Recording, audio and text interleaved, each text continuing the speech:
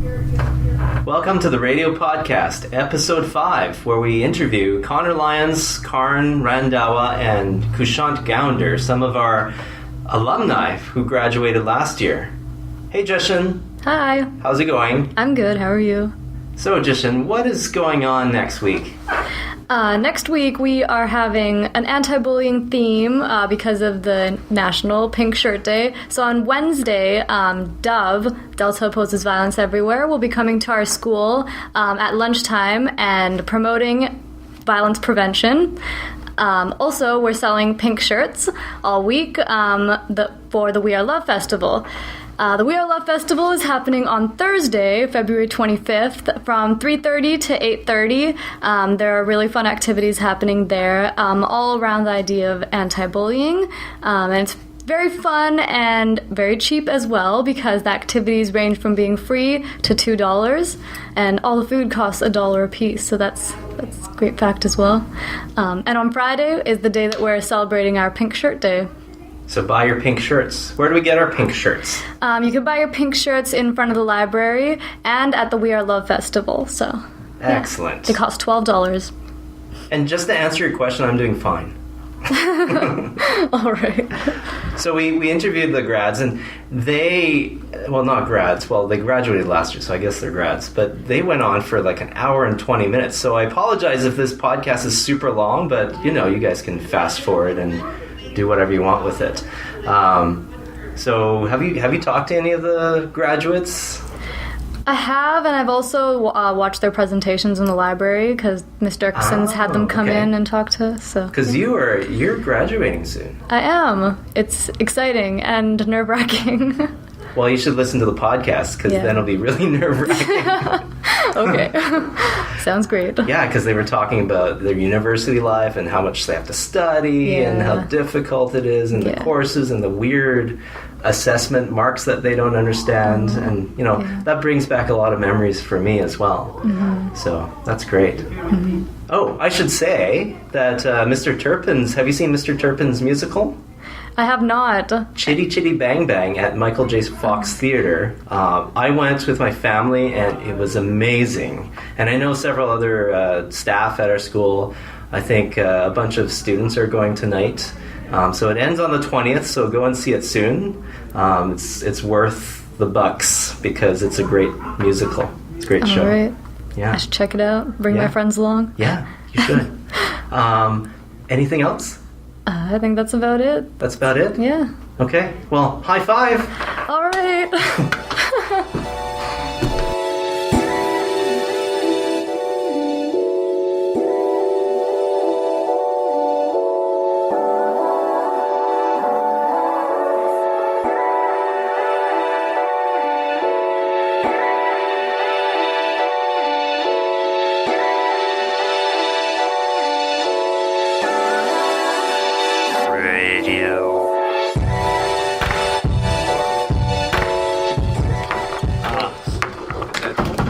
Yeah, it was good. That was really good, yeah. Is that rated R? It is. Well, no, here it's 14 plus. Here it's 14 plus. In America, it's R. Yeah. So they cut out some stuff? No, It's really weird. Yeah. Like, you have America is usually rated R, and then we have some movies that stay as 18 plus. Like we don't have rated R, so it's 18A. But a lot of them get pushed down a level. So, and then in Quebec, it's even pushed down more. So a lot of the movies here that release as 14A or like released PG. in Quebec as just PG. It's insane, yeah. So we're just a bit more open to stuff. Yeah, I guess. very much. Like, Even more. I would just love to have like the one parent be like, "Oh, what's this new Deadpool movie? Let's just take our kid there. It's only 14A." I think it's usually they keep it as an 18 plus if there's sexual content. But there was For here, There was full on nudity. nudity isn't the same as sexual content. That's different. What? What's sexual content? I think that's actual. No, sex, but isn't it? they slept together though, Yeah. like In the various movie. times. Yeah, throughout the movie. Everyone sleeps. Everyone sleeps. Sure. Okay, cool. But it was a good movie. Yeah. It was good. But not your typical Marvel. No. I like that, but then sometimes I was like, okay, we get it. You're trying to be funny. You're trying to be this, like, It became we don't irritating. even care. Yeah. It was like the opening credits are just directed by some douchebag. It's Yeah. like, okay, cool. That's the whole act. Yeah. Cool. Yep. Okay, so what are we even talking about? How are you guys doing? Hello. Okay, so we have Karan and Connor and Kushant here. And they are graduates of Delview Secondary School. Alum. 2015 grads. 2015 grads. But you've graduated. Grad 2015. Oh god, I hate my life. So what is life like after Delview Secondary?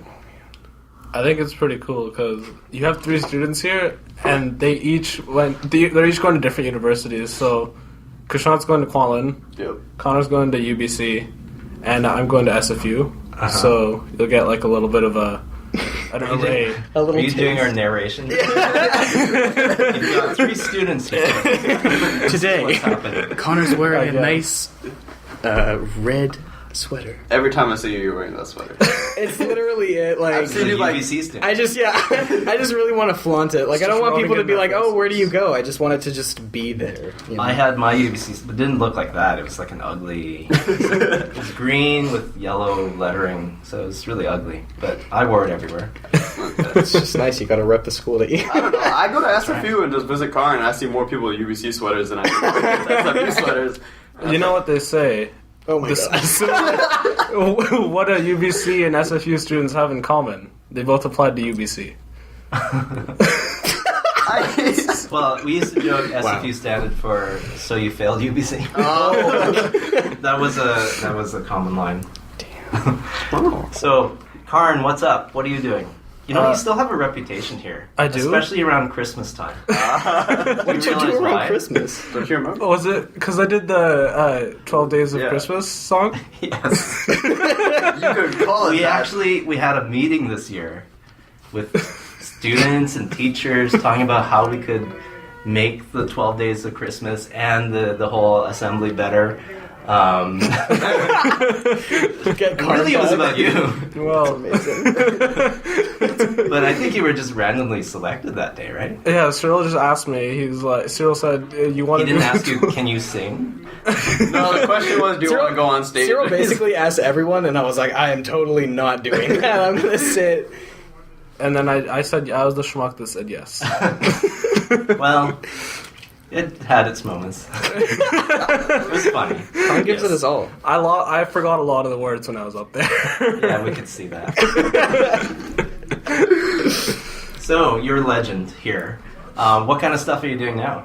Right now, I'm at SFU. I'm in the biological sciences program right now, but I'm planning on switching into biomedical engineering. Oh, okay. Yeah. So you can switch this early. Basically, this semester I'm just fulfilling the rest of my requirements that I would need to switch, and then I'll be internally transferred. Yeah. Okay. Cool. And why biomedical engineering? Well, at first, so the reason that I left biological sciences was because when I first applied, I kind of didn't even read what I could apply to. I just I'm like biology. I like biology. I'll apply to that. And then there was applied chemistry. I'm like, chemistry's cool. I'll apply to that. I'm not that good at chemistry, so I don't know why I applied to it.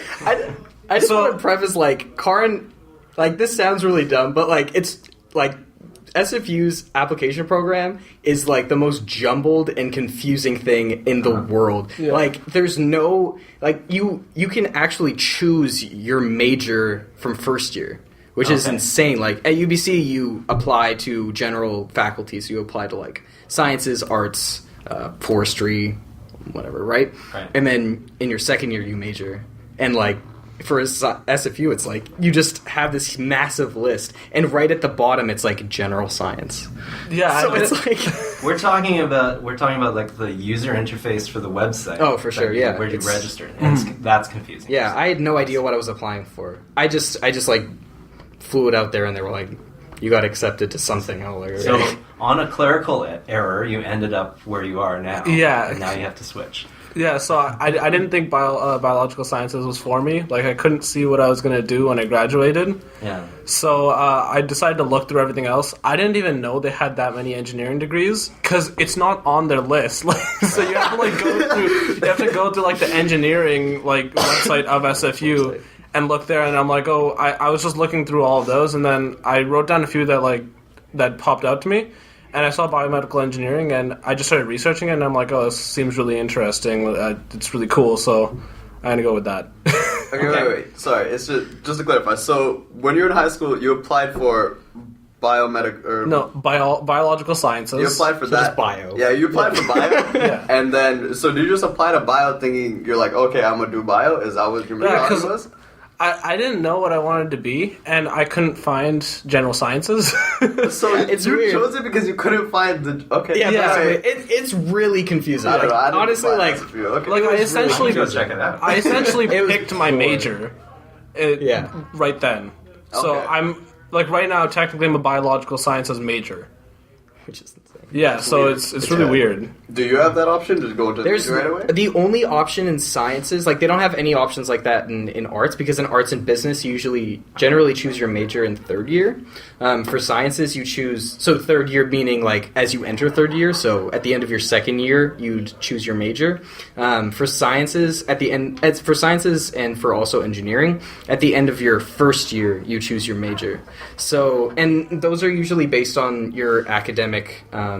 So that's another problem, is that if you do very well in high school, you can basically apply to any major you want at SFU. Right? But at UBC, they use your average from university, first year university. So that kind of increases the competitiveness of a lot of majors. Like for sciences at least, it's microbi, biochem, all those ones are like probably 80% average for sciences, and those require taking 4 or 5 courses in a semester, which is insane to keep that average up. I think that's like a thing that I really want to stress to any high schooler, is that your standards for your grades, they're gonna drop. Like, you're gonna be a little bit at maybe your first grade, you're gonna be like, oh man, I got a 70 on that test. That sucks. And then maybe like a month or two later, you'll be like, oh, I got a 75. That's awesome. Yeah. Like, your standards drop real fast. Yeah, it's insane. Yeah. And I just want to clarify, it's not like general sciences wasn't on the list there. I just couldn't find it. So I would highly So recommend. he's not a complete dork. I would highly recommend that Going if to you're general. planning on applying now. Actually, I think it's too late to apply now, right? It's Probably. February. These are probably when they get their acceptance letters, Yeah. right? March? Something like that. 2 months from now, I think. I got accepted in like the day before spring break. Yeah. Yeah, some people are already done. They're accepted. Whoa. Yeah.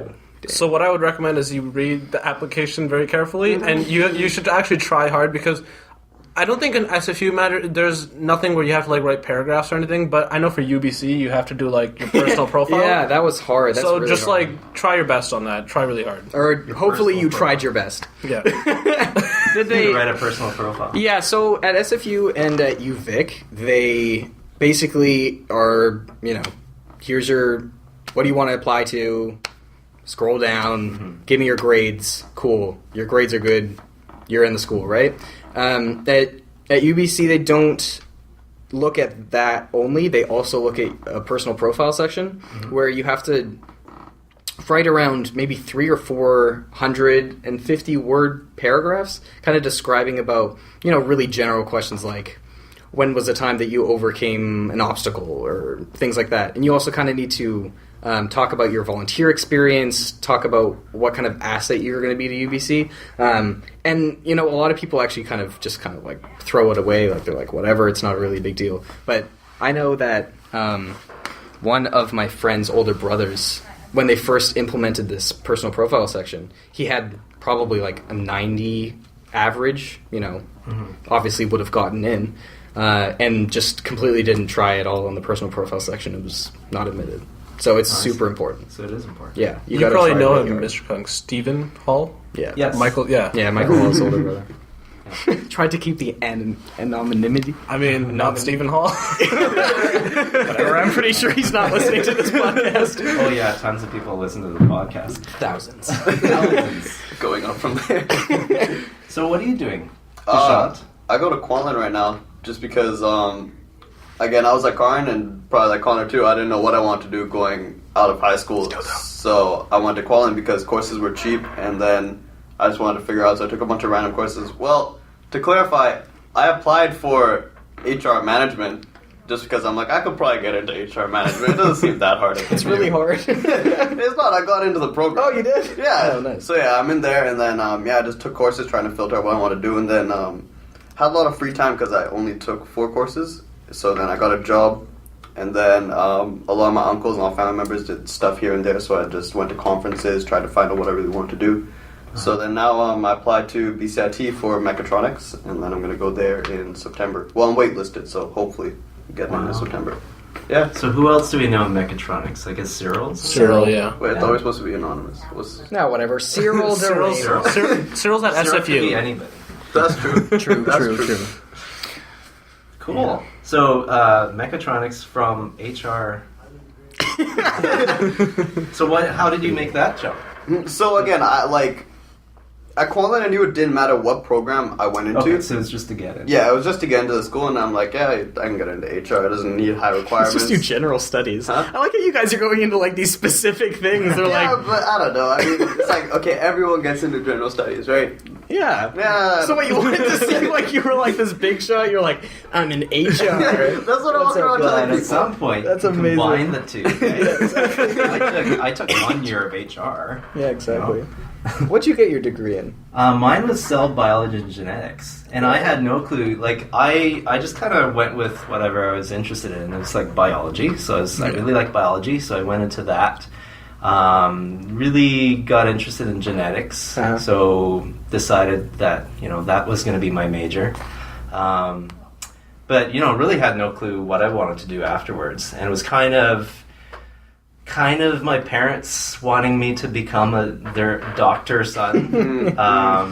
Classic. So one of those, and I did the MCATs twice. Oh, really? I did okay, not super stellar, but what really got me was when I had to write a paper kind of detailing why I wanted to be a doctor, and I just drew a blank. You were like, I don't. I'm not sure if I want to be a doctor at all. Yeah. And so, I kind of looked back at the things that I'd been doing all along in high school and afterwards, but it was all like working with kids, daycare, tutoring, after-school care, summer camps. So I was like, maybe teaching. Yeah. It never occurred to me before. And then, when you kind of look at the pattern of the things that you've been doing and the things that you enjoy, that was the thing for me. So, and then got into education, and here I am. Yeah, they're really pushing the at UBC. They're Education? Well, education for mathematics and physics. Because apparently for science, for like high school teachers, Right. like they're like every single lecture hall I have, there's like the dean of faculty or the dean of education, and he always comes and talks to us. He's like, get a degree in math, get a degree in physics. We'll give you your education degree and your physics degree in 4 years, and then you can start teaching. They're begging people. Yeah, you don't see a lot of math specialists in education. Nobody's going into it. If you look at our science department, we're mostly biology. Mr. Fernandez is marine biology, Ms. Chow, I'm biology. I think Mr. Close Johal was. is engineering. Yeah. Yeah. Mr. Close was biology too. Was Human he? kinetics. Oh. Yeah. Yeah, I think it's human kinetics. He might have been physics, actually. He did kinesiology. No. I don't He said he did only a little bit of physics. It was Okay. mostly, yeah. Yeah. So yeah, it's No, it's crazy because like everybody, because like for the most part, biology is always kind of hyped up as like it's so much fun. It is, and it's so interesting. Yeah. And I think that somewhere in like I don't know why, but it's always kind of shown that physics, math, like those ones are really boring. Like if you just look at admission averages into those majors at UBC, it's like take anybody. You have like a 60% average. You can go into math. You can go into chemistry. You can go into physics. Like all those physical sciences, the averages are like nothing. And then to go into bio's usually kind of easy. But like microbi, biochem, all those ones are like so crazy. I also always see like in my actual classes, like I took biology first semester and I also took a math class. So for my first semester, I had a math for biological sciences because it was supposed to be like the math that you're supposed to take. It's easier than the other ones because you're not going to do much math in biological sciences. Those classes were full because there was so many bio students.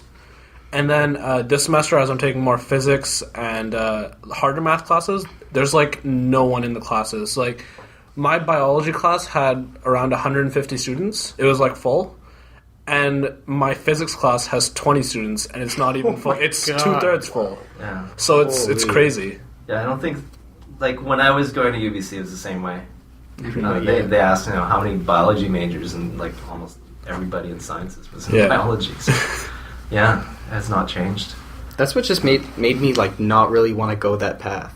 It just seemed like, to me, it seemed like you were, especially when you go to, like, a big university, I think I was spoiled throughout my childhood for going to really small schools. Small elementary, Annieville, small high school, Delview. Like, I know a lot of friends who went to high schools of 3,000 kids. They didn't know everybody in the graduating class, and that was just the norm to them. And for me, it was really, really, really weird not to know everyone in my class. And was it a tough adjustment for you? It was really hard. Really? It was really hard on me. Yeah. Uh-huh. It was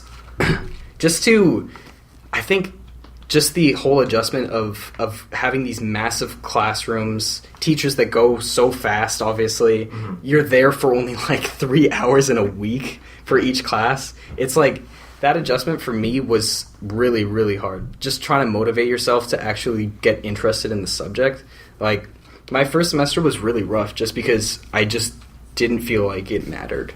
Mm-hmm. It was, and then now the second semester is coming around, and it's really starting to feel like school again, kind of. Mm-hmm. But for the first semester, there's certainly a lot of things that could bring you down like that. I mean, I remember my first university experience, and it was like, especially UBC, it's like a city, right? It's insane. And you don't know anybody, but sometimes you see people walking around, you're like, oh, I remember you. Yeah. And that was kind of neat. But huge lecture halls of 500 people with sometimes with a professor who doesn't really want to teach, right? Because most of them are there for research, and they kind of do that on the side.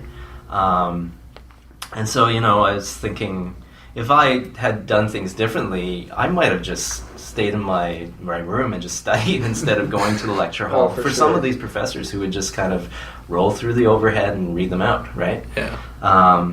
It's certainly a totally different experience. It's crazy. Totally different. It's just the whole, like, the hi-bye friends, Yeah. Like, I have people in my classes that, sure, I kind of know, right? But it was, I mean, even for me, like, I'm living on campus, and even then, it's still kind of like, you have friends on your floor and stuff like that, but, like, nobody that I've really kind of clicked with as much as the people from high school, Right. And I mean, that could just be my kind of personality. Like, it usually takes me a long time to get comfortable with a lot of people, but just the dynamic of, like, how fast paced everything is. It's like you don't have a lot of time to fool around and, like, meet people. Like, even then, I mean, I have more time than other people, obviously, because I don't have to spend time commuting and all that. But even then, it's like, it's pretty brutal. Yeah. But the good thing is that, I mean, UBC, I know, has a lot of clubs and activities that you could join.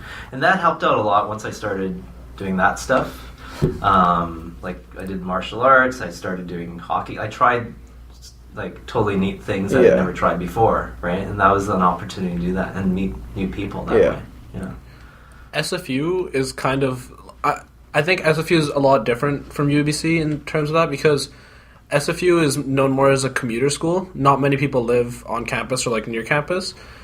And SFU Surrey is even more of that, because a lot of the people that would stay on campus, they take all their classes at SFU Burnaby. Mm-hmm. But the people that go to SFU Surrey are only people that live near there, basically. So you have a lot of people that like they're going there with their high school friends. So there's already everyone has friends, and I had no one else. Like I didn't know anyone else there because I didn't know anyone from high school that went there. But luckily, I met a few people that I knew from soccer when I used to play soccer way back in the day, and I hung out with them. And then I started hanging out with their friends, and then that's how I made friends. Yeah. It's a tough adjustment. Yeah. Yeah. For me, it was also really tough because it was living away. It was getting used to living away, getting used to living in like a house full of like 18-year-olds, which is usually pretty disgusting. Not having any friends who live on campus. All of them the three of them who actually went are all commuters. So I haven't seen like Michael for like, I don't know, 3 months or something. So it was crazy because a lot of these people, the majority of the people who were living on my floor are all international students. So they're all coming from like America, China, like South America and things like that. And they have these programs that kind of, bring them in for 3 whole weeks before school starts, let them all be chummy and have friends, like without any school hasn't even started yet and they're all like hanging out with each other. And then I show up, I'm like, hey, what's up? I don't know anybody. And it's crazy. Like everybody who I've talked to know people from high school that are going there as well, and are living like near them and stuff like that. And it was weird for me to not have that at all. So it was really uncomfortable to feel like the new kid for the first time because I never had that. I mean, kindergarten I guess was the worst of it, but then after that, like high school, I always had friends from Annieville, and now I was in this area where like I truly didn't know anyone, and that was really weird. And especially, like you said, at Delview, we're a small school, we kind of do everything together and go to the same activities together, and whereas now your high school friends probably have completely different schedules, and you can't really even meet up with them outside of it's so hard to meet up. Like, and the only times we meet up is when we go watch movies together, because that doesn't require everyone to be there because we're watching a movie, right? We're not going to talk during it, right?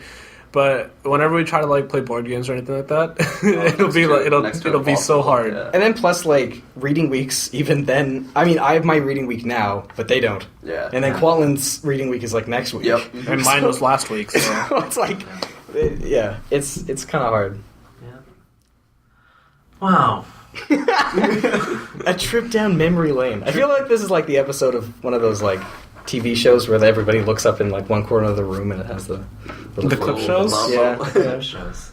No, it's all. I mean, obviously, the university life is on your minds. Like, are you involved in any activities outside of studying all the time? I know there's lots of that. Yeah, but I usually like in my downtime, I'll either hang out with people on my floor, or I still cube. I still solve Rubik's Cube, so that takes up a lot of my time. Right. Oh, yeah. I went into a competition just last week. Did you? I did. How'd you do? I think I placed, for a 3x3, I placed like top 20. Wow. Which is not terrible. That's I got like a good. 16 something average. Okay. 5, so it was pretty good. I was pretty proud of that. For the most part, I usually just like, I also go for runs and things like that. Just to calm the stress. I ordered a speed cube. I think it's a Shang Shao. Oh yeah, yeah. I ordered one of those. That one's a good intermediate one. That's a good one. So just trying to figure it out because it's after you got into it, I was like, looks like it's kind of cool, and there's patterns to it, and maybe I can figure it out and see what happens. And I'm trying to get my son into that stuff too. Do it. I also want to learn how to pick locks. Do you guys know how to pick locks? No idea. No, you have to get those little videos, kits, right? And I downloaded the MIT lock picking guide.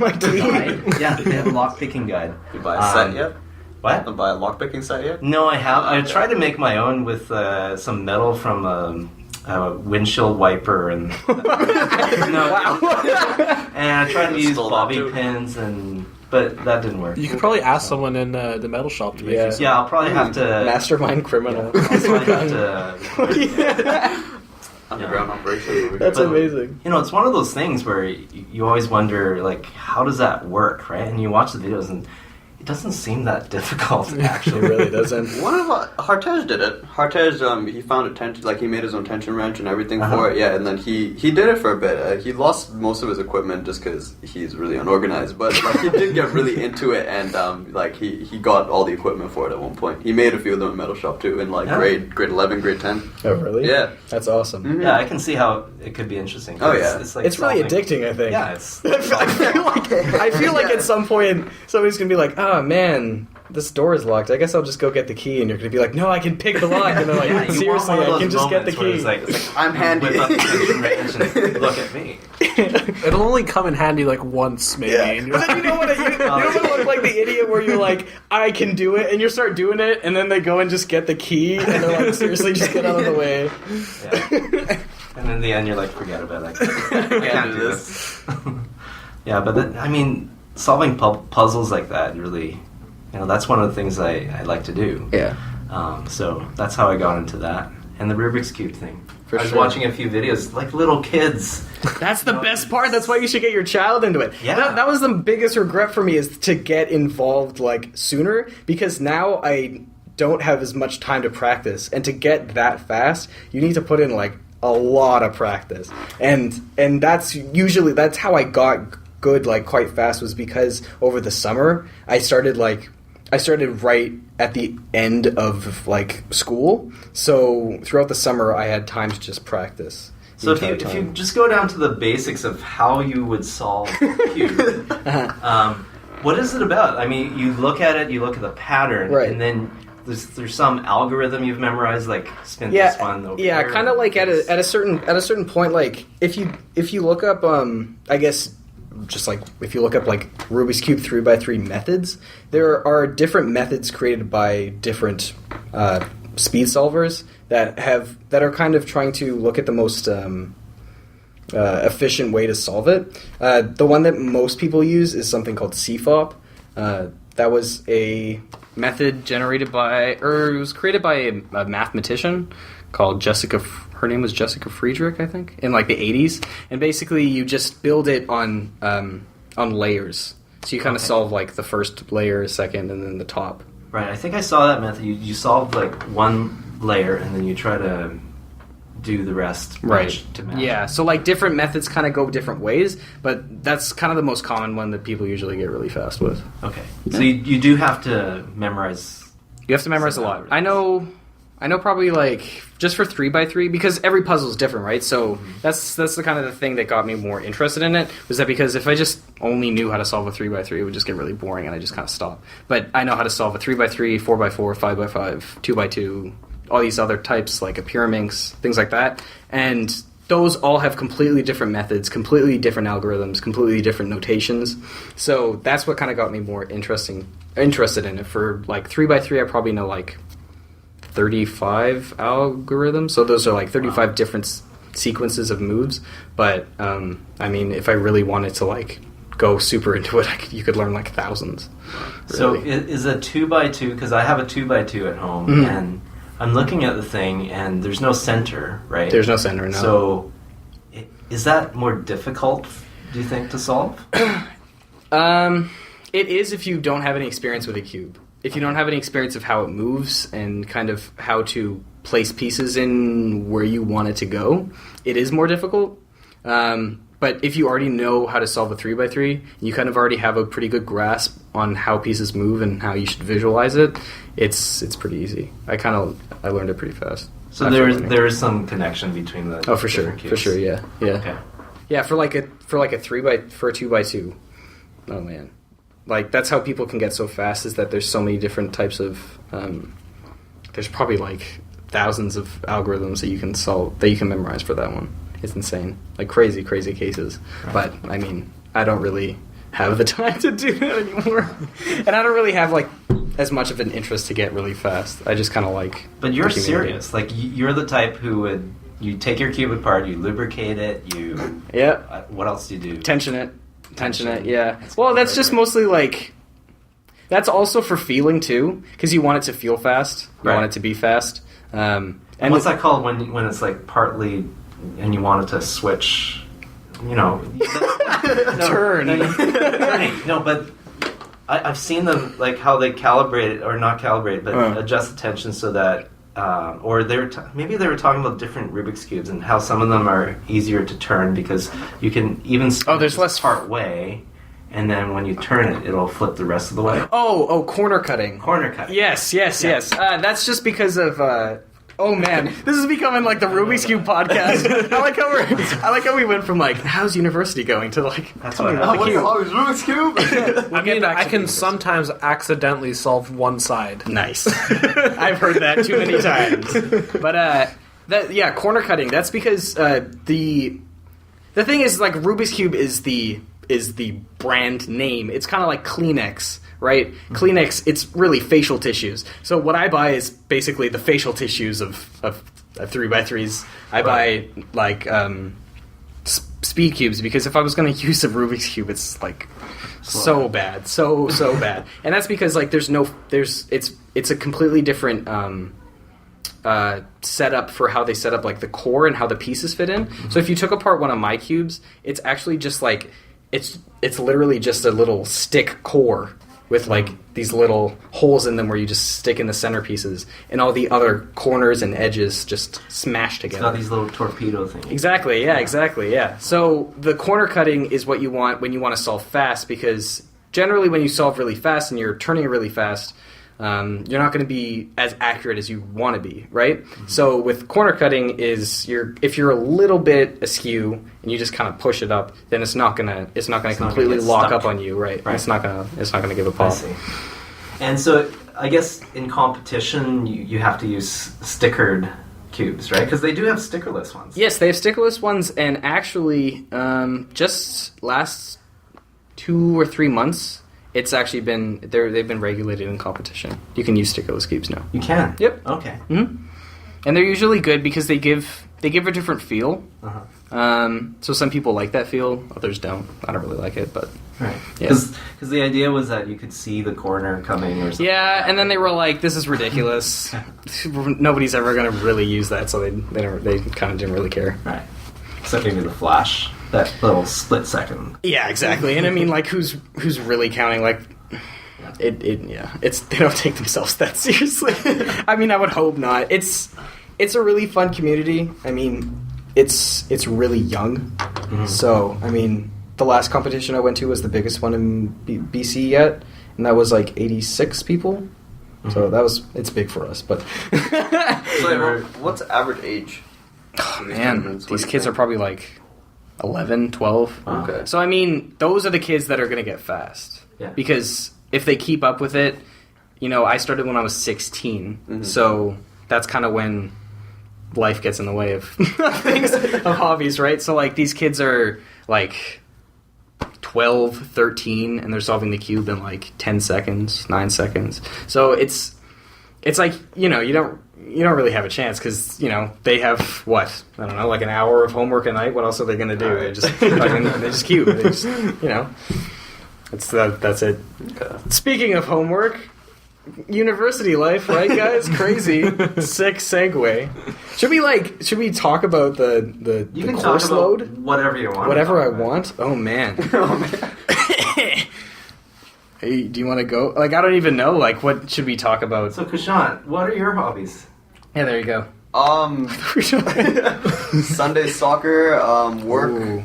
do that, and then Work is a hobby? Work is a hobby. I don't have to work. What do you do for work? It's a hobby. I work in Aldergrove at a warehouse. It's just packaging windows and stuff. Dad got me a job. It's an hour drive. Wake up at 4 in the morning, but it's just a lot of TV. 4? Yeah. Okay. Wow. 4 a.m. Start at 6 hour drive. Yeah. That doesn't sound like a hobby. I don't. That sounds like work. Okay, Sounds like work, actually. I don't know. I enjoy my job, right? Work But yeah, is I my guess hobby. more in lines of hobbies, just playing soccer on Sundays just with my family because my uncle is the district something of Delta. So, Nice. Oh, really? Yeah, so every Sunday we go to Chalmers and we go inside the gym and then we play soccer for like 2-3 hours. Nice. Yeah, just about 5 aside, 6 aside, however many people show up. That's fun. Mm-hmm. Yeah, and then used to play a lot of chess and that was great, but I just don't really have a partner anymore. Cause, Aw. I mean, playing a CPU is just so lonely. I miss playing with the person because it gets frustrating or it's really intense at points. Yeah, but Could always come here. I could, but Find some, I think we have a chess club. yeah, I know. I remember one time I came out and There's a chess club? Yeah, they're like, oh, someone started up a chess club. It's really small. It's like grade 8 and 9s are doing it, and I'm like, oh wow, yeah. Yeah. Like, I wish I was like here for that because I played a lot when I was in grade 12. That's amazing. Yeah. Yeah, that's another fun game. Mm-hmm. Yeah. But I was trying to find stuff to do at this point. I don't really have like a solid hobby. It's just stuff that keeps happening because again, chess is out of the way. Soccer every Sunday, that's just scheduled. So yeah. How did you find time to prioritize? Like, did you take 5 courses a term or? I don't remember. I just remember being very busy. Yeah. Having to study a lot, and studying is that was another thing because I have never worked really well in quiet places. Same. The place to study for everybody was the library. But every time I went to the library, I hated it. the ventilation wasn't there, especially the time that I went. It wasn't like nicely renovated with air conditioning. So it was like, it was hot.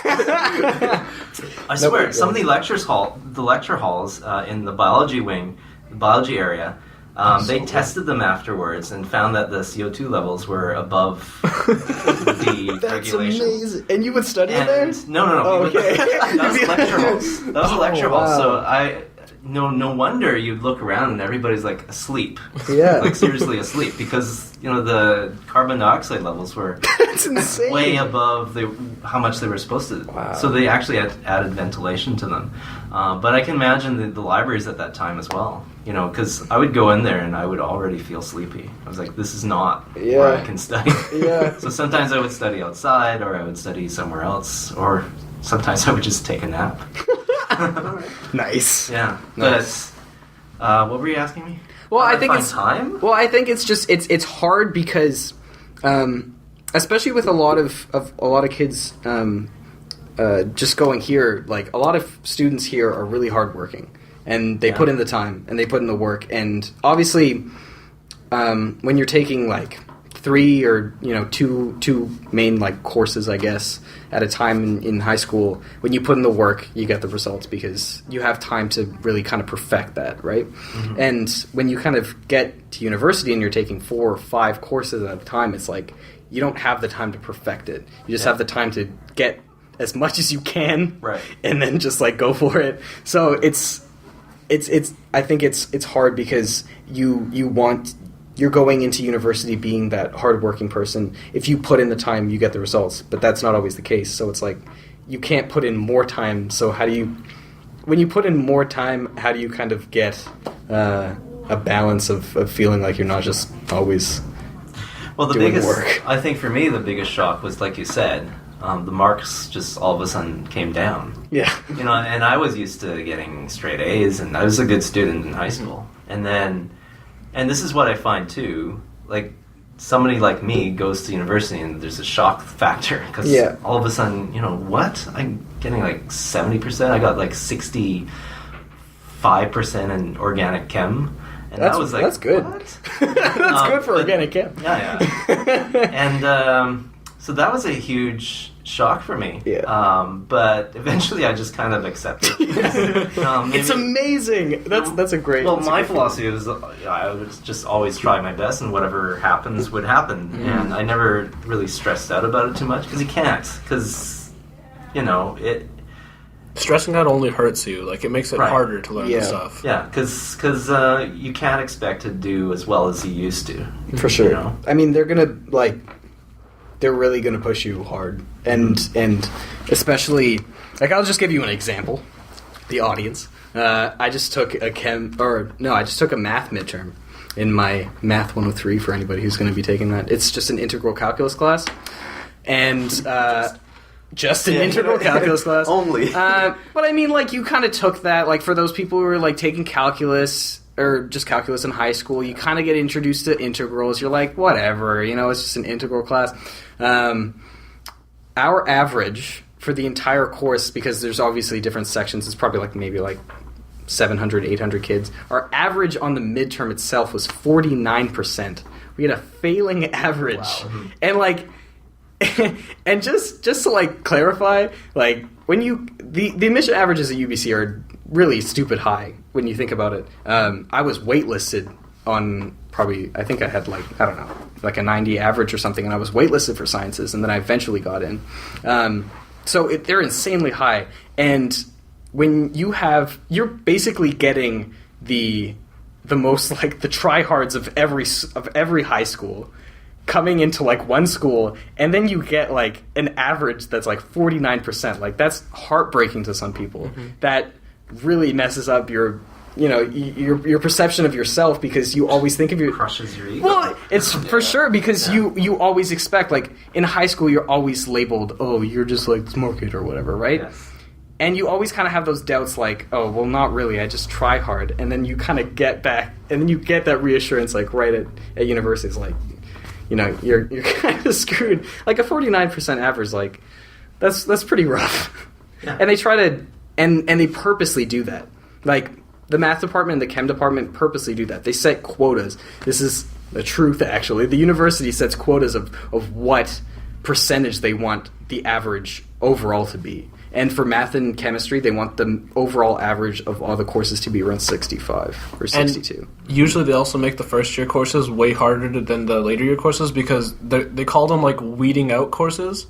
So they want everyone that's not going to like want to stick through it to get out immediately. So they give you the bad marks right in the beginning. Yep. But that can really also discourage people that really want to stay with it. But for sure, it's crazy. What do you think about that? Because as a teacher, I've thought a lot about how assessment works and what best to do to make sure that we don't lose people who could eventually become good citizens, right? So I know there's the reason for that, and I know that universities are still very old school that way. Super, really standardized. So, how do you feel about how you're assessed on things? Like, I remember just getting a mark and not understanding where that came from. Yeah, right? For sure, yeah.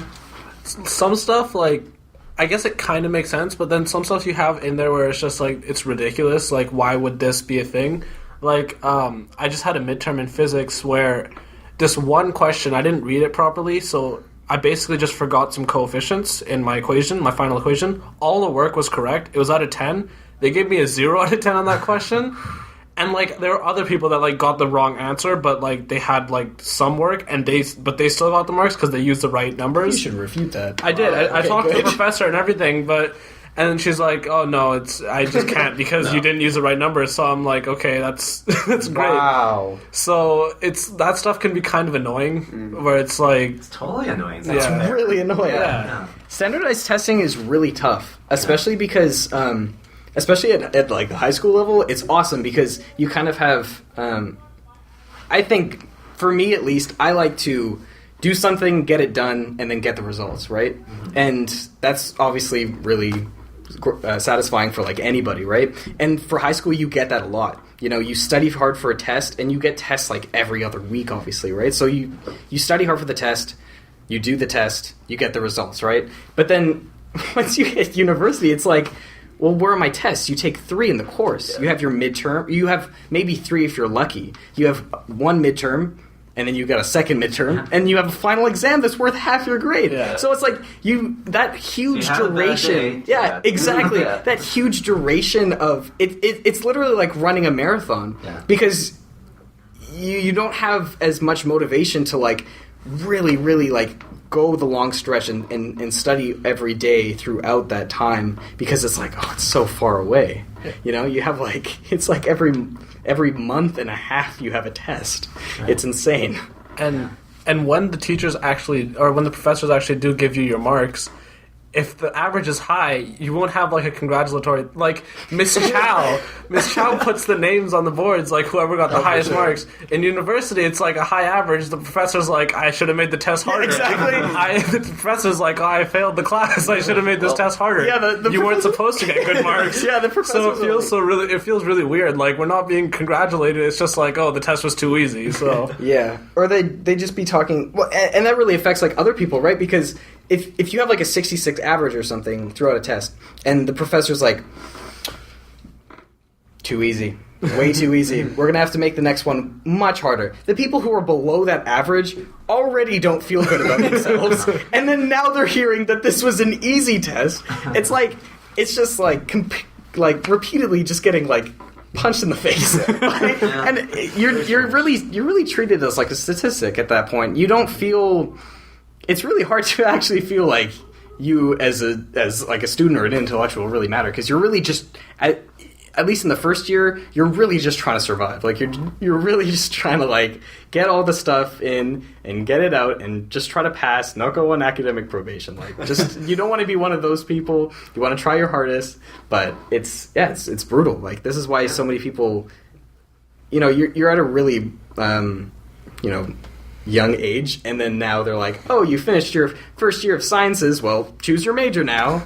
And people like older people can obviously say whatever you want to like an 18-year-old, be like, oh, it's whatever, you can choose whatever major you want, you can switch, it's easy.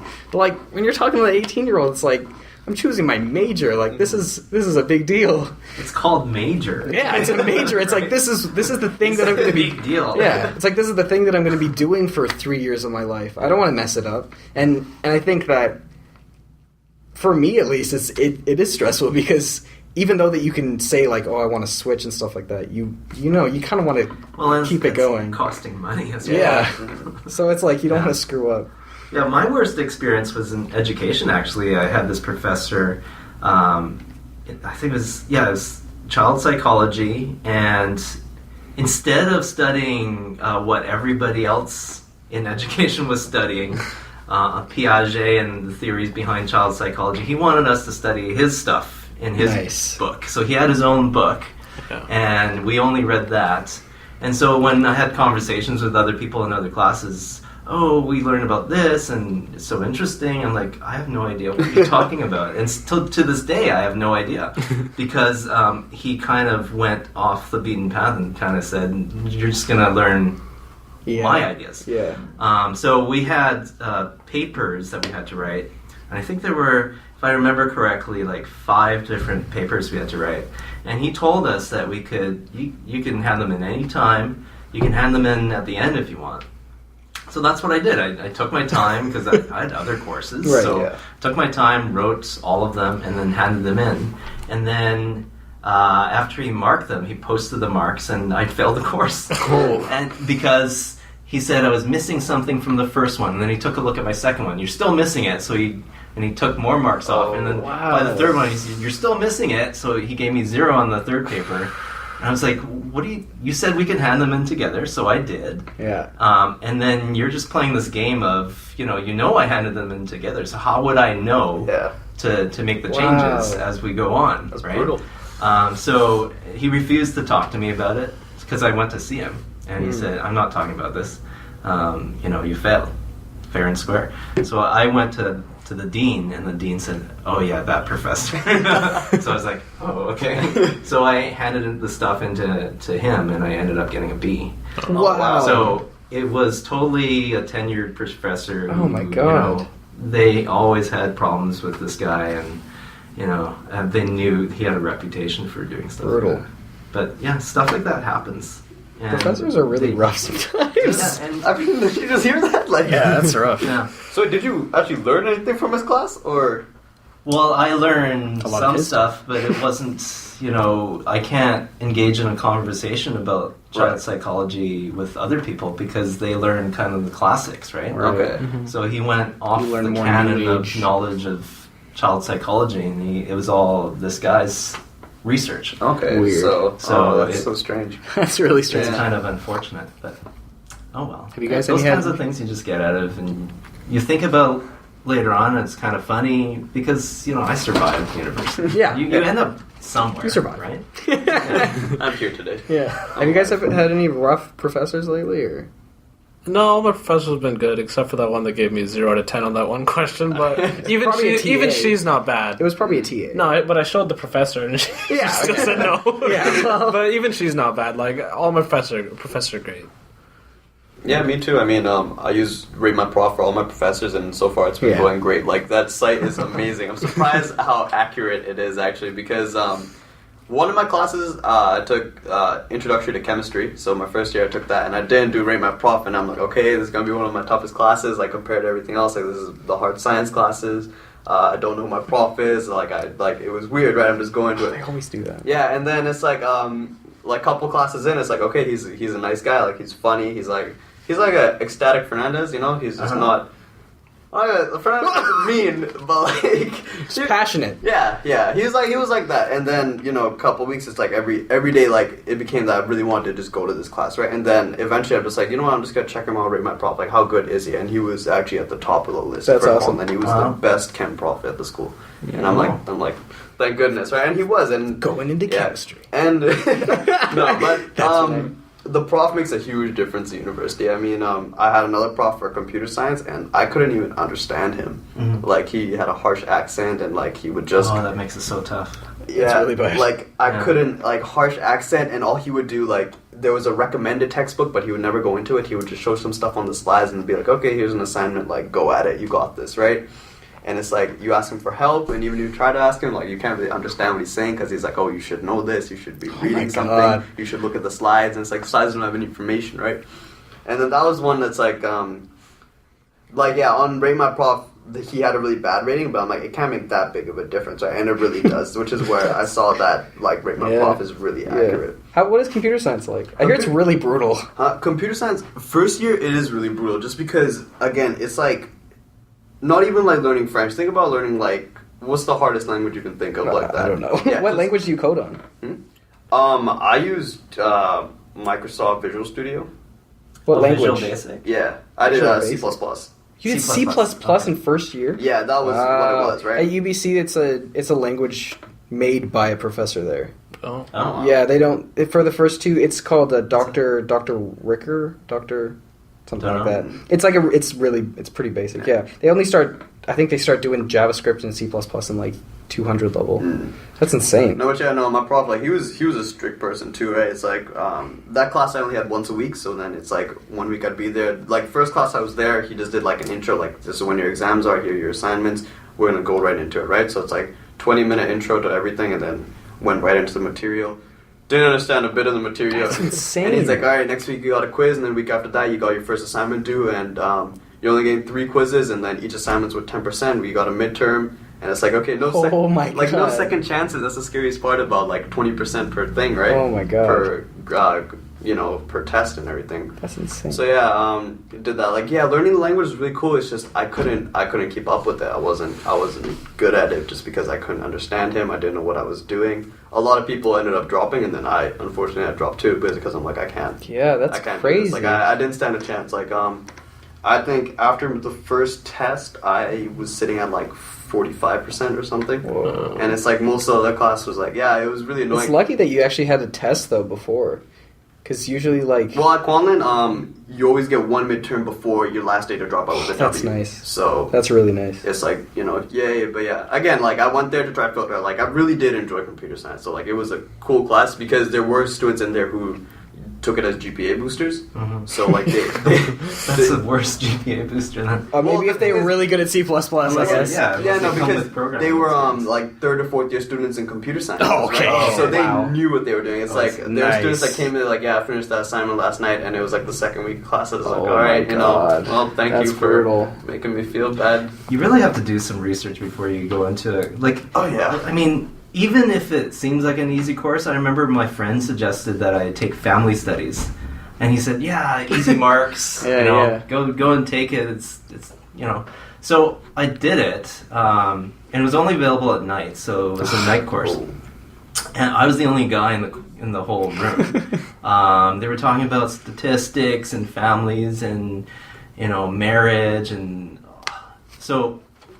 If you're not interested in the course itself, you're not going to do well, no matter how easy people think it is. Oh, yeah. So, there's my suggestion.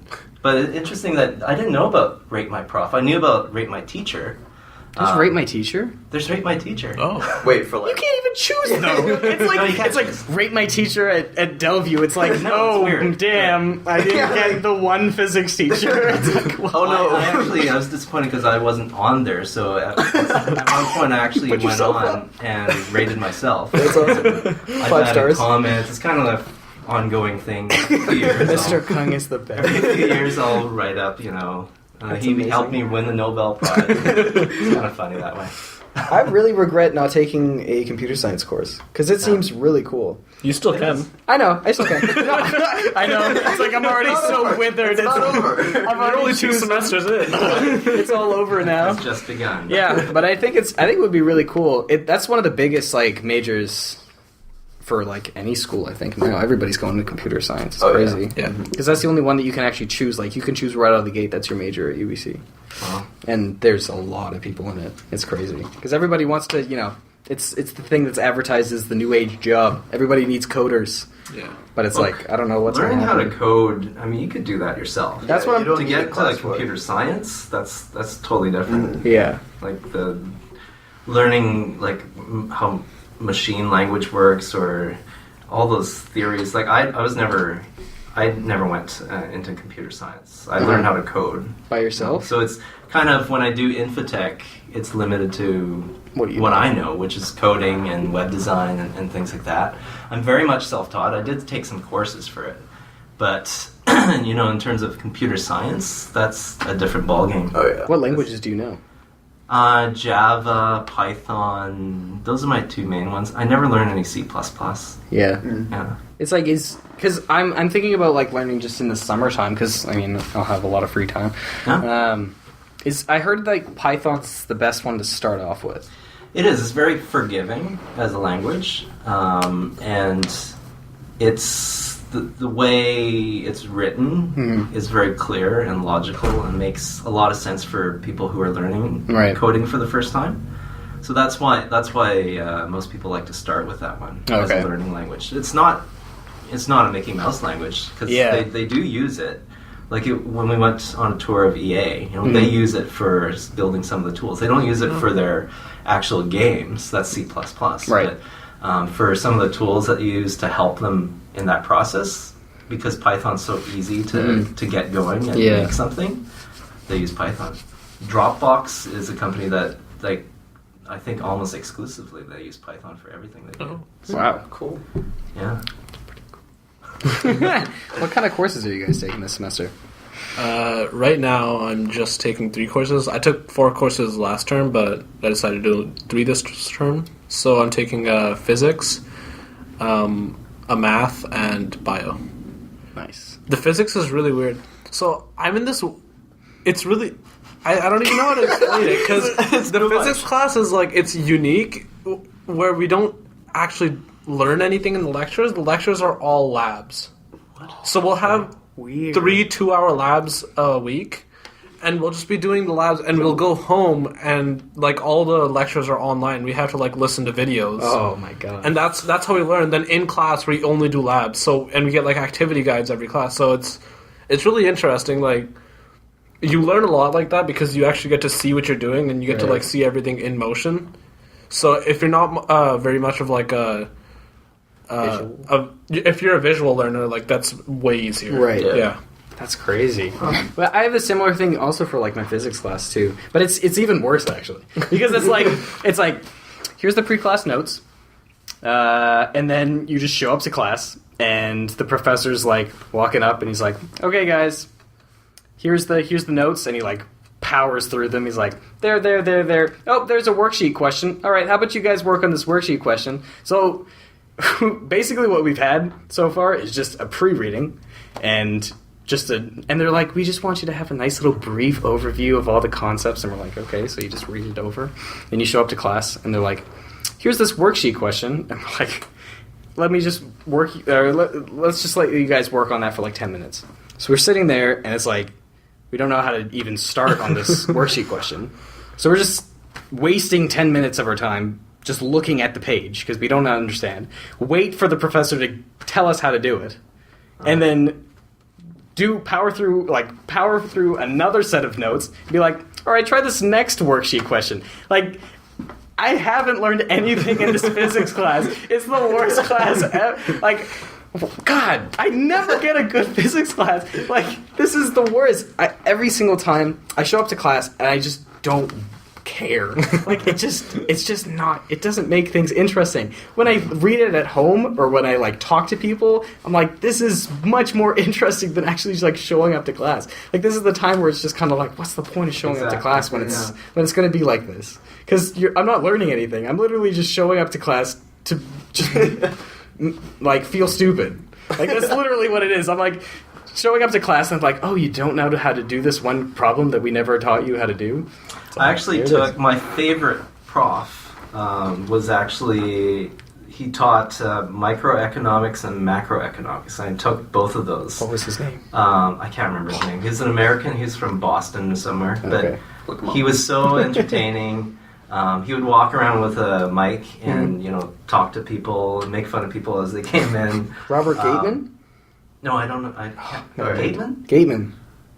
Could be. Whoa. That sounds familiar. It's like the most famous professor at UBC. He's like really, really hard. His tests are like insanely hard. And his textbook is like, he has his own textbook that he gives to his students. Like everybody else has like is that their own the guy economics. that makes like $1 million a year? Yep. He doesn't make $1 million. He makes prof? he's an econ prof. He makes like he's a lecturer, but for some reason he's like one of the highest paid professors at UBC. Okay. He doesn't do any research, but he just does lectures. And every time like he's famous for making people dance and like do all these dumb things. Yeah, there was lots of fun stuff during that class. It kept us awake. I remember at the end of each lecture, he would read an excerpt from what was that called? That children. It was a children's novel, but people would just love that. People would just hang out at the end just to hear it. You put the pages on the overhead and just read it. I don't know why. People found that so entertaining. He would get students he'd create like a game show and get students on 2 different panels to answer quiz questions. That's awesome. But he was like so entertaining and funny, and we learned a lot from that because we were engaged. But he was my favorite prof out of all the profs, and the other ones were like kind of like way behind that. Did you learn a lot in economics? I want to take one because I have to take it for arts. Yeah, I did. Yeah. I got really interested in it, and to this day, when I think about things that are going on in the world, and I those connections are there. I'm still thinking about that. The one thing that I regret, or not regret, is just like a thing that you just kind of have to deal with, is especially when you choose science if you go into sciences as your faculty or whatever, if anybody here wants to go into sciences, the amount of electives and the amount of freedom that you have in your first year is very restricted because your major is basically determined by the prereqs that you have. You need to take courses. And for a lot of the biological sciences, that includes they need to have math, they need to have chemistry. So you basically have like one elective.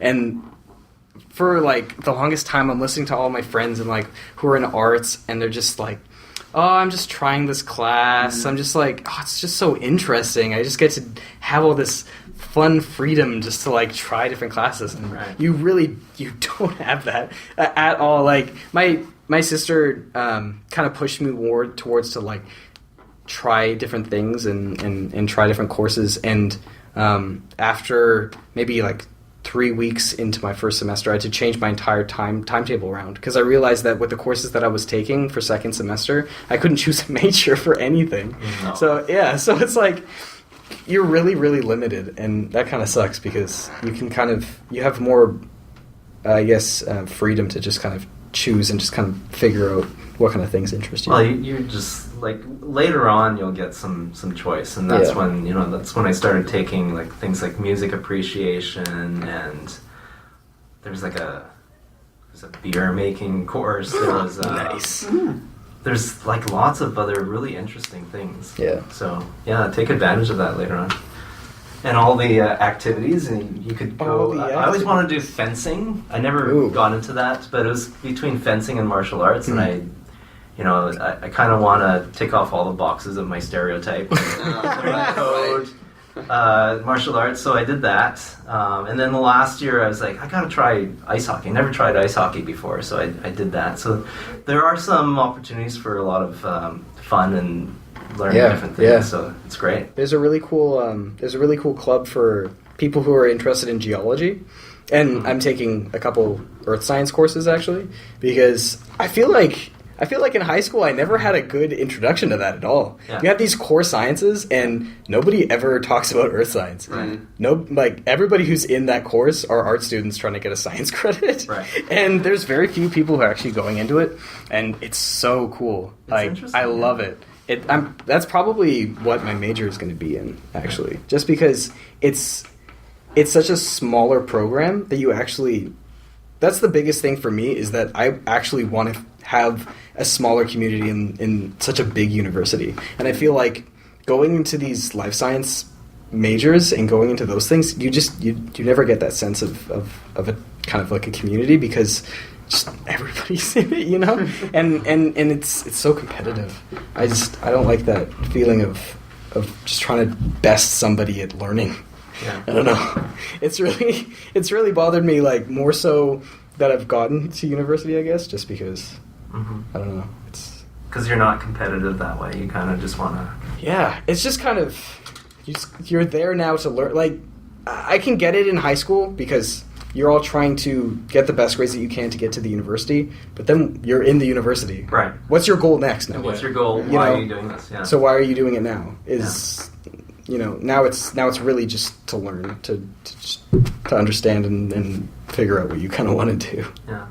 Earth science, I took one course, but that was only when I was in education, so we got to choose a few different courses. So I did an earth science one, and that totally, when you take a different course like that, it really opens your eyes to, wow, I didn't know about all this other stuff, right? Yeah. Because it's all biology and chemistry and physics all along.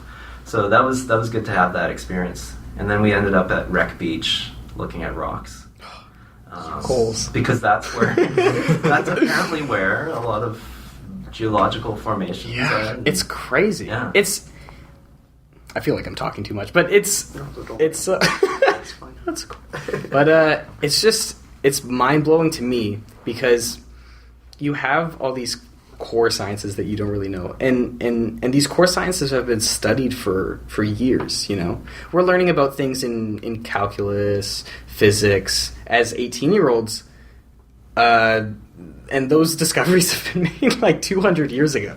You know, we're really playing catch up, and it just kind of blew my mind that in my it's a geological history class, and we were learning about different types of theories in mechanics about plate tectonics, and the theories that he was telling us were only universally accepted around 10 years ago. So it's like, why would I want to go into this field that I need to play all this catch up to actually start making groundbreaking research and things like that, when I can go into this incredibly amazing subject that we really don't know a lot about, right. Which is insane to think. Like, we know so much about, more so, we know a lot about chemistry. We've been studying all these rate reactions and things like that for 100 years. We've known these things, right? And just to think that we barely know nothing about the Earth and just the processes that are going on. It's crazy. Oh, well, maybe there's not enough people into that. I don't think so. Yeah, I don't think so. Maybe you need to be the next. I think so. Well, yeah, it's crazy because the people who are really, really talented, really, really, really bright, genius bright, they're not going into those things. They're going into more of these abstract maths and physics and things like that, and they're not going down into the core of why don't we learn more about our Earth? You know. Right.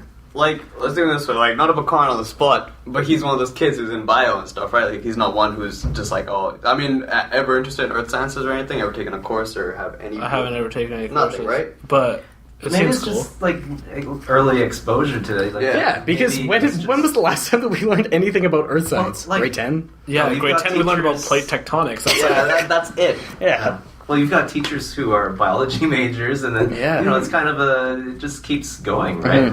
I mean, the exposure might be this is why I'm kind of disappointed in the new Science 9 curriculum. They took out space, and I don't see space anywhere except didn't learn about maybe in space in elementary Science school. 9. There's a few instances. Did you learn about space in Science 9? Yeah. I didn't. Yeah, that was It was great. I didn't. Oh, oops. It's really weird. High school had like zero space. Like that's you would think of like when you think of science, you think of like space as one of it main things of science, but we learned like nothing. Exciting things for students. Like, they always get excited about that. I did. It was. Oh, you did it. I had a bad teacher though. Who was your teacher? Okay. They're not here anymore. No. I had Do you guys realize this is the longest podcast ever? We're at an hour and 11 minutes now. This is like a telethon. One more Phone hour. in, phone One in. more hour. But Karan, you should take an earth science course. Okay. I think Take Earth Science. you'd like it. I'll take a class. Good. I think it's and this could also be just because we went to a smaller school. I mean, other high schools, bigger ones, they have like Geology 12 as a course. So there are good things and I guess bad things about going to a smaller high school. I mean, you really don't. The transitions to a bigger university is harder, obviously, and also you have less. You know, like I know people who were like they had a football team, a rugby team, a basketball. Wow. It's like we had basketball and rugby and soccer, and if you didn't do that, An ultimate. yeah, it's like and basically if you didn't do that, well then you weren't involved with the school, pretty much. Like no one knew what you. you know, like there weren't these like massive like club days or something like that. Like that's something that is not. Whenever you see in like a TV show, it's like the schools are so big. Sometimes they have lockers in elementary schools, like on the TV shows. And I was always excited. I'm like, I get to have a locker, and then there was nothing. Okay. Single tier Those shit. times are over. It's fine. No, it's true. I don't know. I think there's just there's no perfect solution for anybody in terms of the school that you go to or situation. I think when it comes down to it, it's like people are adaptable, and you have to be, because I stress out a lot about am I doing enough for this kid or that kid in my class and that kind of thing. But I know that when I see people come back and I taught them and they're like working right now and they end up somewhere. They end up doing something, right? Because they have adapted to whatever situation they were in, and whatever bad teaching in my early days of teaching, and they did something, right? Yeah. They did something with themselves. So, on this side, that's kind of my guilt and worry all the time. Like, am I doing enough? Am I? But I think sometimes that's a good thing. That is a great thing. And I think sometimes that is a good thing that I think Delview did Delview did a good job for me. That for a lot of the senior level classes, they did a pretty good job at not holding my hand as much. And for a lot of the things, I was accountable for my grade. And for a lot of high schools, they don't do that. And that is a little bit unfair because, averages sometimes are higher at other high schools just because, some teachers might be just easier and they might just give people better grades.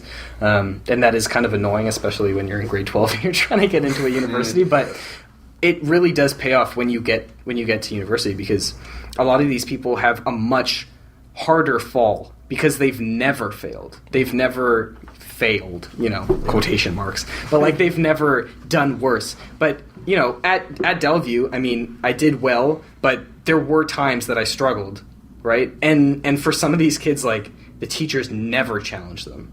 And they never did that, and they always soared above. And then when it's such a harder fall when they hit university, and they are going to be challenged, there's not going to be a time. Like there's going to be a time in any course. Like you might be getting 90s and everything else. You're going to get like a 70 or a 60 on something. That's just going to happen. It's going to happen.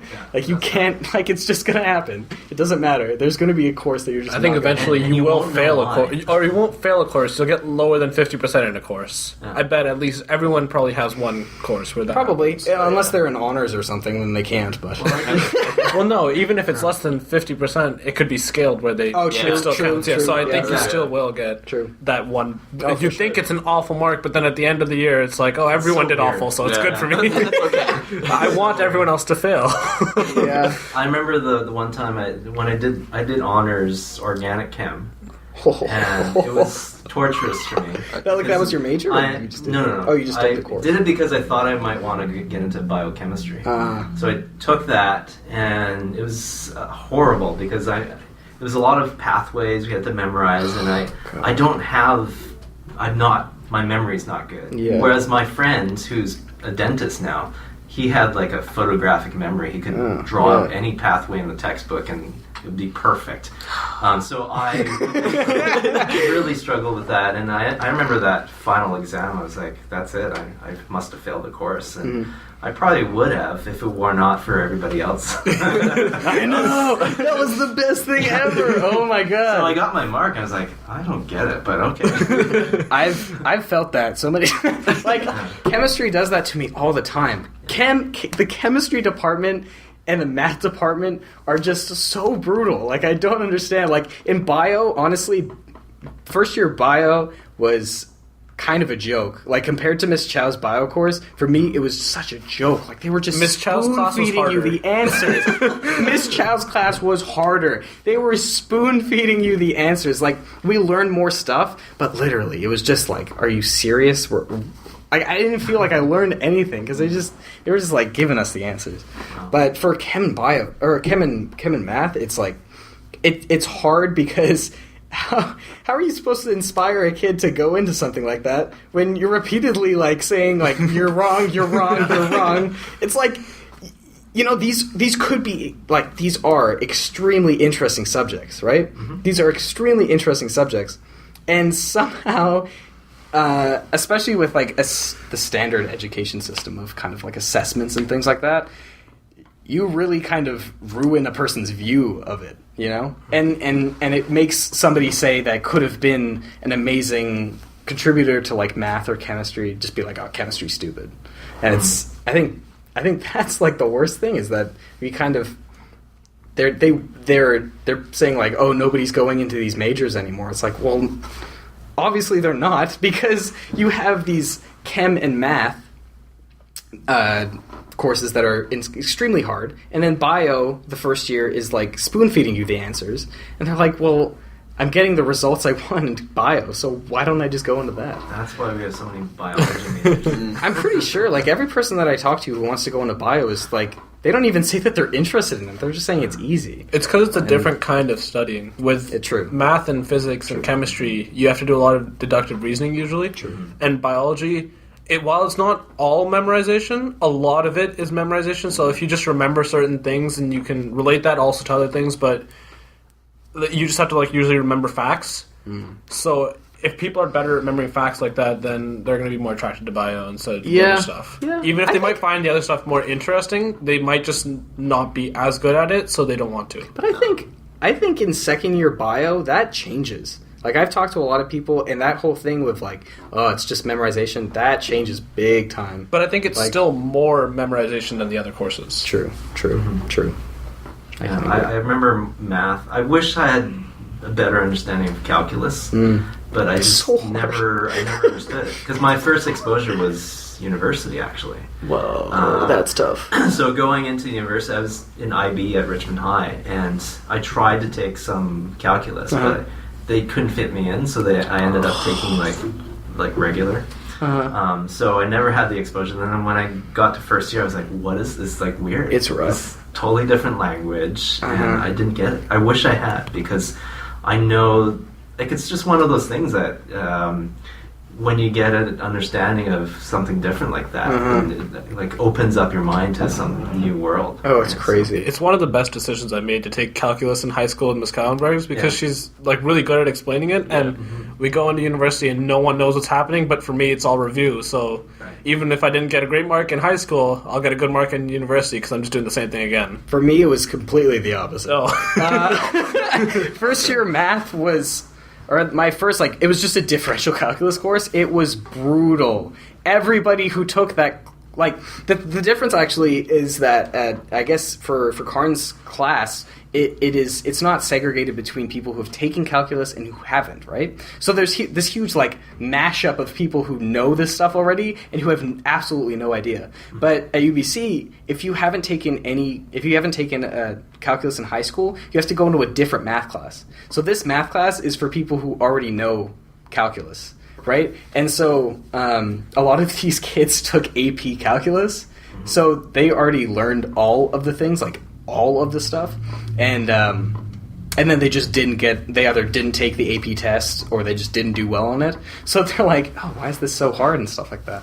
And the challenge questions were just insane. I think the average for my class was like 62 or something. It was brutal. Yeah.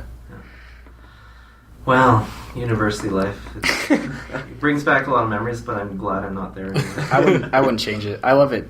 I think it's I honestly like, with all the stress, all the work, I prefer it maybe not socially, but definitely academically over high school for sure. Yeah. The challenge and the I guess it's just the challenge. It's finally saying like, no, you don't understand it.